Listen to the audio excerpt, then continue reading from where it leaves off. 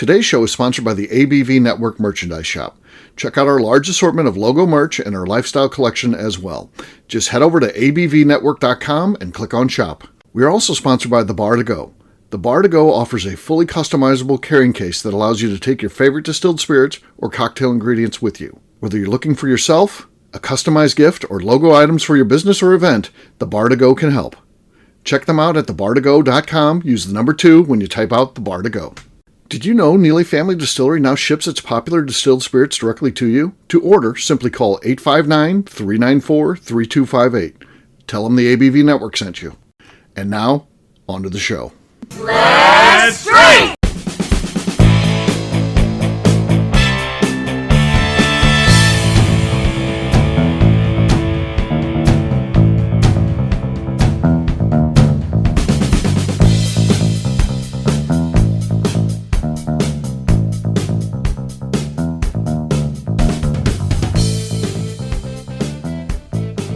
Welcome to the Bourbon Daily, the podcast about everything bourbon delivered to you every day of the week. Today on the show, we will talk about Lenny Eckstein's bourbon journey. My name is McNew. Please join me in welcoming my co-host, Steve Akeley, along with our special guests, Chrissy Svets, Heidi and Lenny Eckstein. Hey, gang, what's up? Guys. Hey. Hello. Hey, so we're going to have a fun show today. We're going to be talking to our good friend Lenny, find out what's going on. We don't know much about him and his bourbon journey, other than the fact he's vegan. That's the only thing we know about him for sure. But but we'll learn more. But we'll get to that after the break. For right now, McNew said there's something she wanted to talk about. What is that, McNew? Yeah, so we were out and about earlier this week, and I overheard a lady complaining about the salad bar not being open back up. And I'm like, I am glad that is not open. And I hope all salad bars die, because I cannot think of anything dirtier and grosser. I was like, what if somebody, just went to the bathroom and they put their poop hands in your salad? Like, that's disgusting. I'm glad that salad bars are dying. Amen. So I wanted to know, what else are you happy that technically COVID killed? COVID killed. Okay. I got one. Okay, he's got one. All right. Yeah. And Chris, you might feel the same way. So I'm 2 hours from the city, more or less. And there has always been this expectation for brands, distillery brands, whiskey brands, to really show up constantly and always visit accounts. And I always thought to myself, like, you guys really want me popping in all the time? Like, I got nothing to say really, other than like, what's up, guys? I drove down to see you today. And with COVID, all of a sudden, that's not necessary anymore. And I love it. I love that I'm not expected to drive all the way down and say hello. Okay. I always hated that. Do you grab bottles and sign them when you're in the store? Do you? Because I'll go. Oh, you should. You should.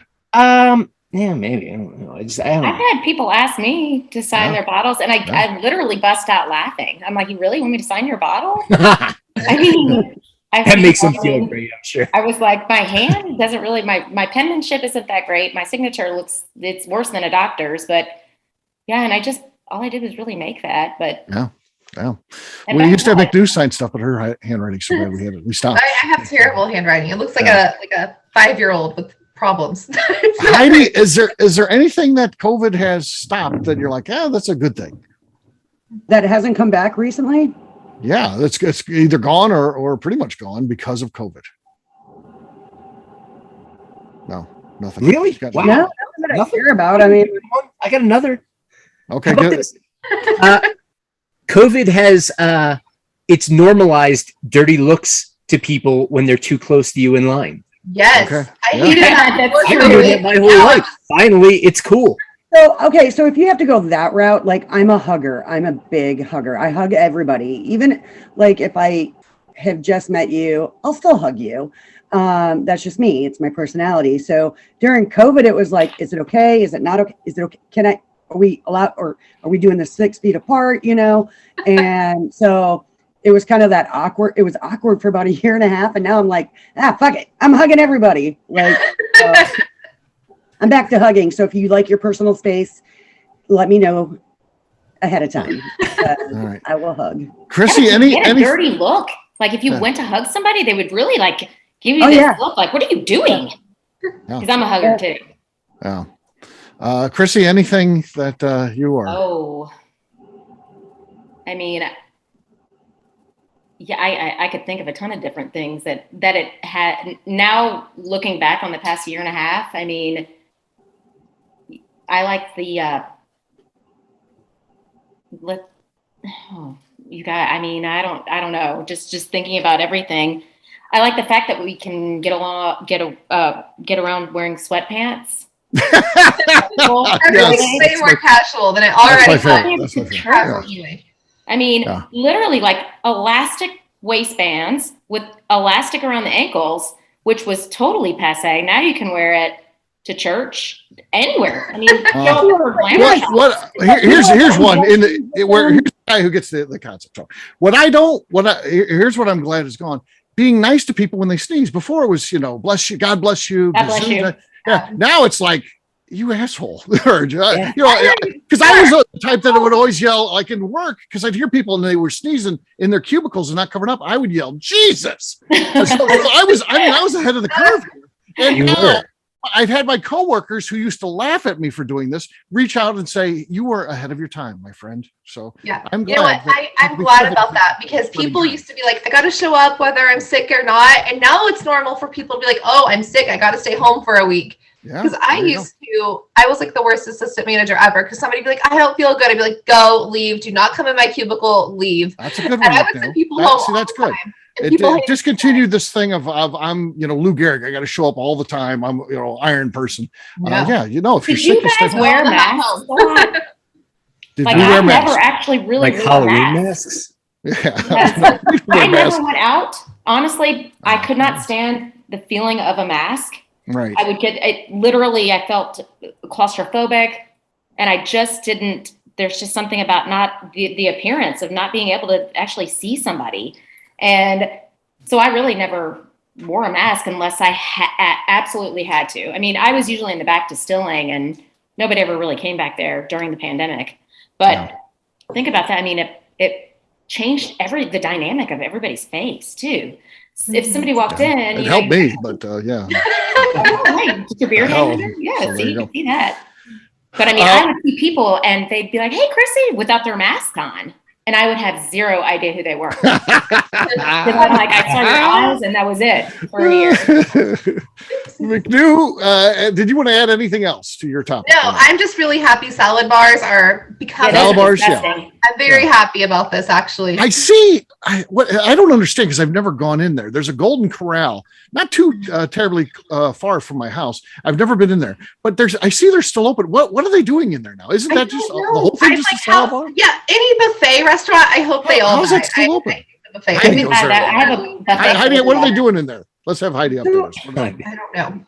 What are they doing in the Golden Corral, Heidi? I have no idea. I don't go there. They're doing a buffet. They still do buffets everywhere. Really? Yeah.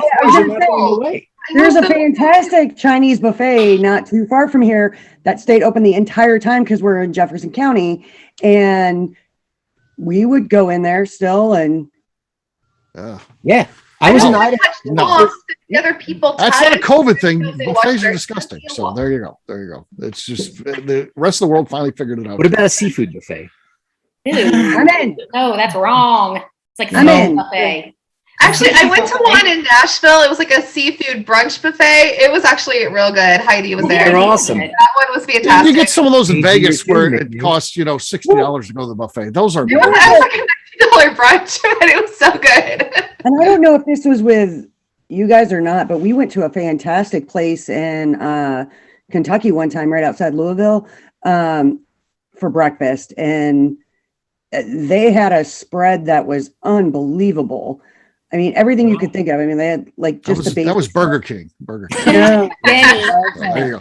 It is time to drink. What is everyone drinking? Let's start this time with Chrissy. Chrissy, you're going to be up first this time. All righty. So I am drinking one of my favorites. Wood Hat. There you go. Twin Timbers. Looks like a pretty decent new bottle. So let's see what. I was talking there again. That was audio. It was good. It could be beat, and I was talking too. So sorry. I'll go next. I've got Stumpy's here. Wheat Intarnation. Schnucks Barrel Pick. Here we go. Oh, is everyone okay? That was sloshy.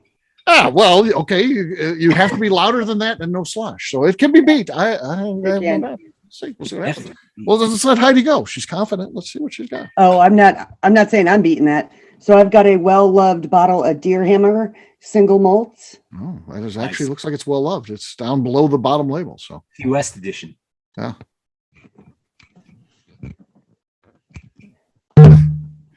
Nice space. Yeah, Nice space. It hit the table too, though. So there was a table hidden there. My knuckle hit the table. Okay, yeah, I see. I heard it. All right, I've still got the lead. McNew's next. Lenny will be last. I have some Four Roses small batch. Looks like a new bottle too. Oh, geez. Wow, I think we know who has the lead. McNew is in the lead. All right, what do you got, Lenny?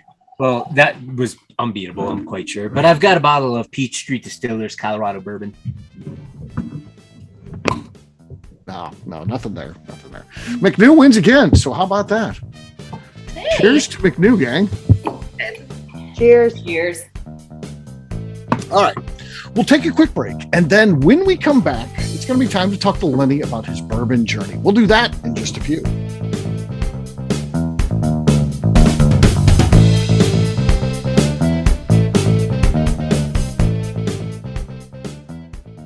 Hello, this is Steve Akeley of the ABV Network. Let's talk about the people who make this show happen. First up is Leatherwood Distillery in Pleasant View, Tennessee. Company founder Andy Lang started distilling as a hobby while serving his country as an elite Green Beret. Andy distilled all over the world during his time in the military and brought this passion back to him in the U.S. when he returned home. A visit to Leatherwood combines Andy Lang's unique distilled spirits and a museum of artifacts from his time serving the U.S. Share a drink with a fallen soldier at their bar where you can grab an acrylic bio off the wall that celebrates the individuals who gave the ultimate sacrifice to protect his or her country. They will also ship their distilled spirits directly to you, so check them out at leatherwooddistillery.com. Hi, this is Steve Akeley, owner of the ABV Network. We're sponsored by the Stave and Thief Society. This is where you, a bourbon enthusiast, can expand your knowledge and emerge a bourbon steward. In 2017, I completed my Executive Bourbon Steward certification. It's the most comprehensive bourbon certification program available and connects you with an expansive network of bourbon enthusiasts and professionals. Check out the full listing of in-person and online certifications and join the society today by enrolling at staveandthief.com. Okay, let's talk about Neely Family Distillery. In 2018, I met Royce Neely at an industry event. He started appearing on our shows, and we became friends during my frequent visits to Kentucky. Today, he's leading the way for young distillers making their mark on the bourbon industry. A visit to Neely Family Distillery combines family history, a look at what makes their products unique, and of course a tasting through their whiskeys, moonshines, and creams. Check them out at neelyfamilydistillery.com and visit them in Sparta, Kentucky.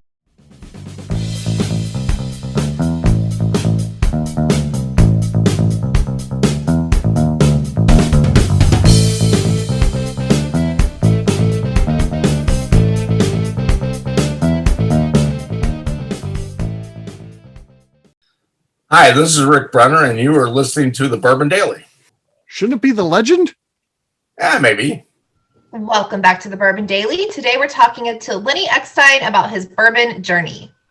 Yes, we are. Lenny, a bourbon journey begins. You own a distillery, but that's not where your bourbon journey begins. The first time you're drinking, that type of whiskey isn't when you open your distillery. So it has to start before that. So take us back to the beginning. When did you start drinking whiskey and think, I'm a whiskey guy?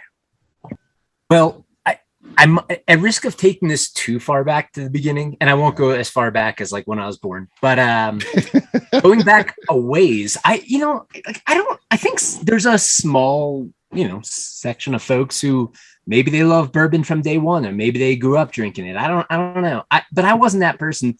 I never had a dislike for it, but I never had a particular like for it. To me, it was, a shot that was poured at the bar.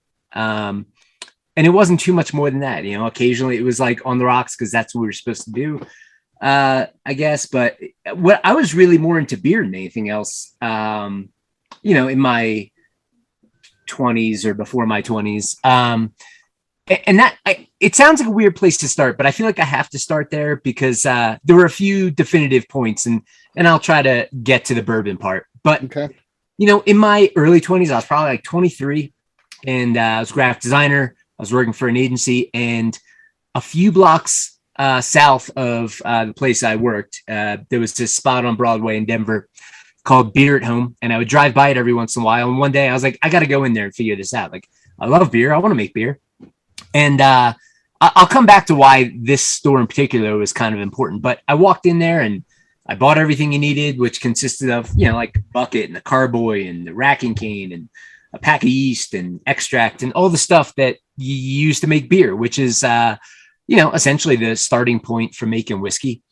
And I dove into that pretty full bore, like as a hobby, because I a computer was cool to sit behind, but making real things was pretty fun, and making alcohol was really fun. So I did that for a while, and I feel like that was my beginning. And the next big thing that happened to me with regards to edging towards bourbon, in the early 2000s, Stranahan's got going in Colorado. They were the first Colorado distillery. Right. And I was sitting in, again, back to beer, I was sitting in Falling Rock Tap House. Really cool, used to be a really cool beer bar in Denver, one of the best around until they closed. And not too many doors down was Stranahan's original facility. And one of their guys rolled in. I was just sitting at the bar, and he said, does anyone want to try some Stranahan's? And I looked at him, I was like, abso-fucking-lutely, I do. And he put a glass down, and I took a sip. I was like, fuck yeah. Like, I'm drinking whiskey that was made right next, like down the street, and, made here, and it's all malt barley. And that kind of blew me away.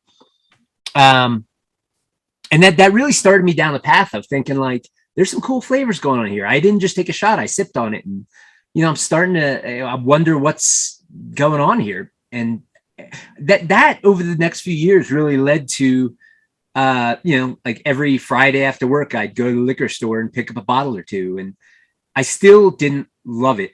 And honestly, I was more inclined to pick up Scotch. I don't know why, but I was on that tip. Maybe it was That's a sad story. It took a bad turn there. At the time, honestly, like, I taste bourbon here and there. I was like, God, it's so sweet. Like, right. It's ridiculous. And I think part of that was being so entrenched in beer. Corn is like frowned upon in beer. It's referred to as an adjunct.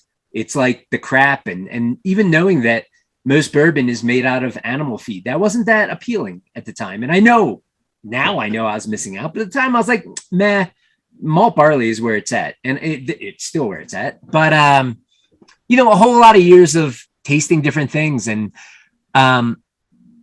okay. So last beer thing, I almost took a job at a brewery. I interviewed, which was to say I did a shift there to take an assistant brewery position.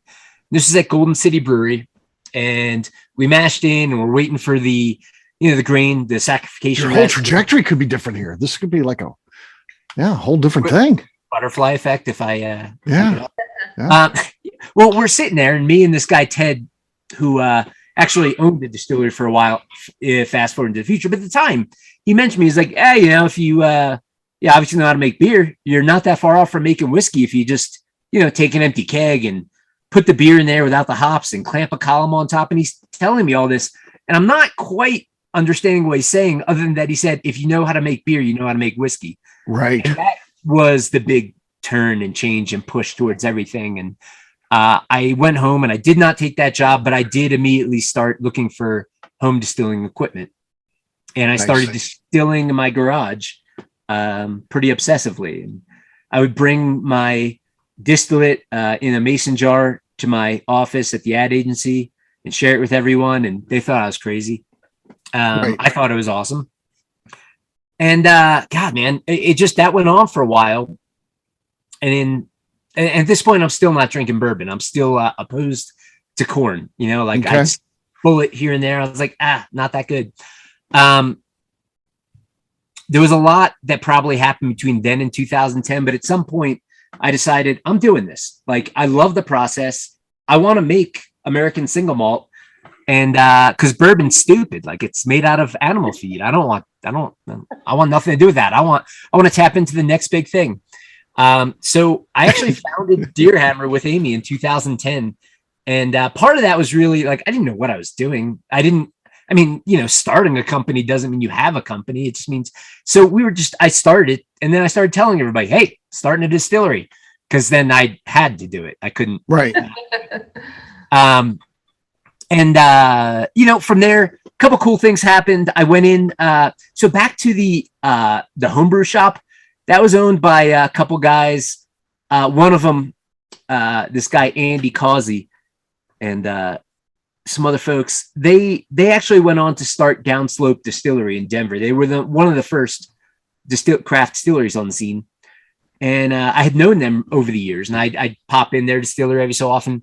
And I went in and was like, "Hey, I just want to let you guys know I'm starting a distillery." And they're like, "Oh, that's awesome! Like, yeah, that's cool. We're happy for you. And if you wanna learn a bit about how we do it, we're actually doing a workshop coming up." So I actually went to this workshop, and I met Steve Beam there, which was really.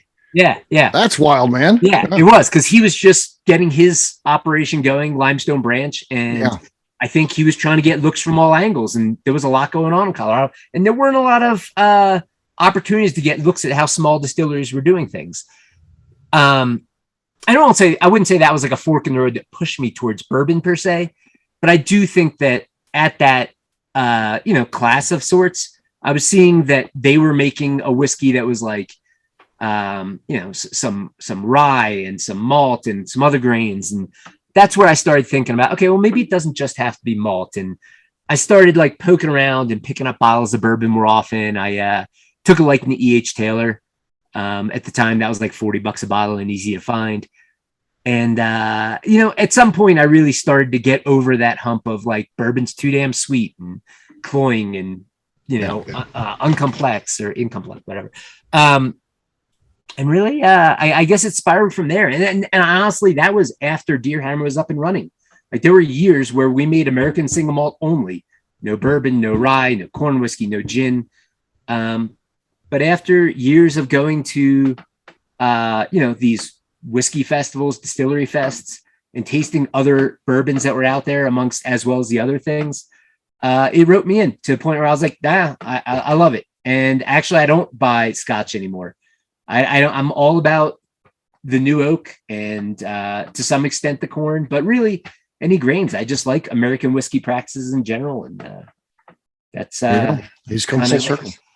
Yeah, kind of a long story. Yeah, it's beautiful though. Well, we're in tears. Yeah, McNew, what do you want to know? Yeah, so you weren't like a big bourbon guy at first, but if you had to pick one of the major brands, like big time players, which would have been your favorite early on in your journey? Okay. I mean, it could be nobody, because it sounds like it was nobody. No, I mean, it wasn't. It was nobody early on. I mean, early on, I was kind of like, I just kind of turned my nose up at it. I was like, oh, this stuff isn't so great. But like I mentioned, I did somehow kind of latch on to E.H. Taylor as one. I was a big fan of Four Roses pretty early on. I just started to realize that, the flavor profiles are really awesome. Like I think there's a whole lot more complexity going on. They came to realize that the stuff coming out of Scotland, while, I still think fondly on it, I enjoy the complexities of an American whiskey, and particularly a bourbon or a rye, a lot more, or an American single malt. Yeah. Heidi, how about you? I just want to know when I can get a hat. Are they back in stock yet? Just wondering. No, I'm looking across the room and I see about 6 of the ones that are the brown ones. I could probably make it happen. St. Louis isn't too far of a drive. Right. It's only like what, 12 hours to. I was going to say probably 12 hours. Yeah. Get out there and get one, Heidi. Yeah. Look, Ryan Thompson showed up there today, so you never know who's going to be there. Yeah. You can take a barrel home with you.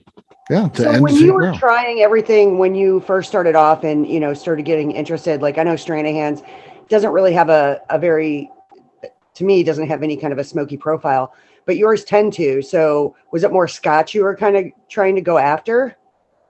Do you mean like go after in the sense of what I was putting together? Whiskey yeah, like that smokiness yes and no. Like, I mean, I don't know.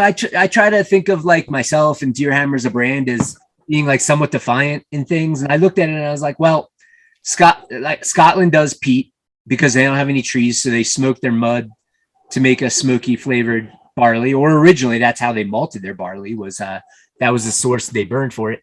And I, for a brief few tries, I incorporate some peat smoke into it.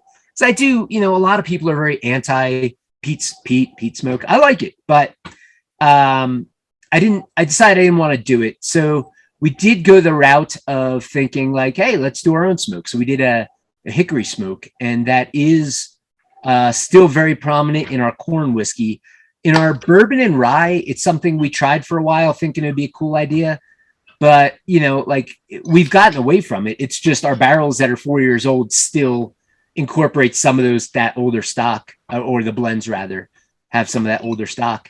But yeah, really, in terms of the smoky quality, the only one that's going to, moving forward, contain that is our hickory smoked corn whiskey. And that's both defiance to not using peat smoke and defiance to not doing a standard corn whiskey and trying to flip things on their head a bit.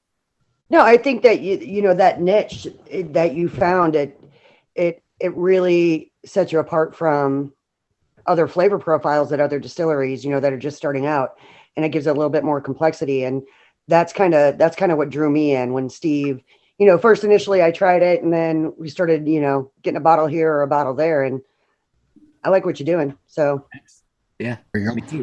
There you go. And I am on that bottle, by the way. His hickory smoked corn whiskey. Yeah. I'm featured prominently on the bottle. It's not too bad. Chrissy, last but not least, what do you want to know from Lenny? I find it intriguing that you went from Scotch, being a Scotch drinker, to bourbon, because I actually have the same feelings that you do towards bourbon. Like I did was anti-bourbon. Yeah. My dad was always a Scotch drinker. But they're just, to me, the flavors are just so remotely different. Yep. Scotch, to this day, I cannot drink it. I've tried to love it, and I've wanted to love it because of my father, just to pay homage to my dad, but I can't do the peat at all. There's a ton that's non-peated. I mean, it's so different than bourbon. And I think a big part of it, something I've been wondering about, this has nothing to do with the show, but something I've been wondering about is I tend to think that a big part of why we like bourbon is the charred new oak. Used barrels. I've done some experiments at Deer Hammer with used oak with bourbon or corn whiskey, obviously, and it just doesn't pack the same level of complexity and punch. And right. I wonder if more distillers in Scotland, they like to call it virgin oak, but what if they start doing charred new oak? That's true. Yeah. Yeah. Maybe it would be more palatable to an American audience. Could be. First one to do it wins the prize, I think. So there you go. It's a bourbon like Scotch. I almost told my dad at one point, because every time I would go visit him in Memphis, before he passed away, he would say, "Christina, when are you going to do a Scotch?" So I quit telling him that I can't do a Scotch. So finally, I just, with a Sharpie marker, I scratched over my rye bottle and put Scotch. And gave it to him. Then he loved it. Like, this is fantastic. Great. This is fantastic. I'm so impressed. The only American Scotch in existence, and there you go. It's a one of one. That's what it's a collector's item. So, well. All right. Well, Lenny, good to hearing about how you got going with all this stuff. Very cool stuff. Of course. Yeah, we appreciate you and all the things you got going on, and thank you for being part of the ABV network. We'll wrap this one up as we always do by talking about where people can find us. We'll start with Chrissy. Chrissy, where can people find you? You can find me on Instagram at Spets1. Facebook at Christina Spets, or Samuel or SB Distilling on Facebook, and SB Distilling on Instagram. All right. Lenny. You can find me and the rest of Deer Hammer on the social media at Deer Hammer. Starting to mess around with TikTok, which is a little uncomfortable. You can check us out online at deerhammer.com. Order any of our products shipped directly to your door through our website. And you can come visit us in beautiful Buena Vista, Colorado, where I'll be sessioning the salad bar. There you go. Heidi, how about you? Where can people find you? You can find me on Instagram as Heller_BarrelBabe, or you can find me on Facebook as Heidi Topol Eller. McNew. I am on Instagram at McNew ABV. All right. For me, I'm an easy guy to find at Steve Akeley on Twitter, Instagram, or Facebook. I've got a website, steveakeley.com. The important website, though, is abvnetwork.com. That's the one you got to check out. Everything that we do is out there. Previous shows, blogs, our shop, our events, so much more. abvnetwork.com. McNew, anything else to say before we get out of here? I'd like to remind the audience to please give us a 5-star review. That includes comments. It helps new people find the show, which is very important to us. And if you like what we're doing, we ask that you please visit our Patreon page at patreon.com/the Network. All right, great job today, gang. For audience, we'll have a brand new show for you tomorrow. Looking forward to that. Until then, take care, everybody. See ya. Bye. Bye. Peace.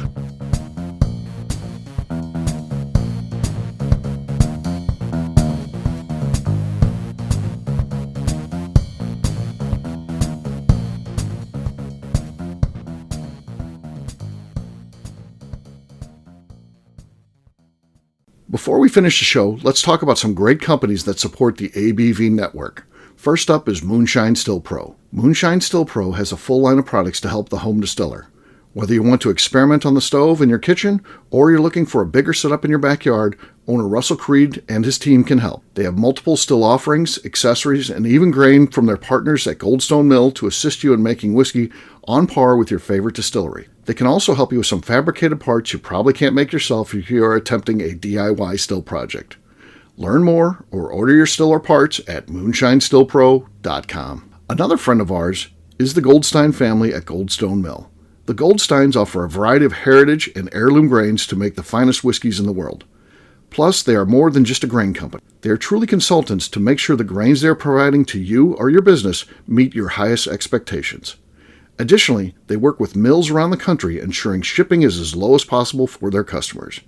If you're a distillery, brewery, or even doing this at home, Goldstone can assist you. Check them out at goldstonemill.com, call them at 217-254-6613, or check in via email at hello@goldstonemill.com. The Bourbon Daily is part of the ABV Network. For more information or to become a sponsor, please visit abvnetwork.com. Thanks for listening and cheers. This has been a Steve Akeley production.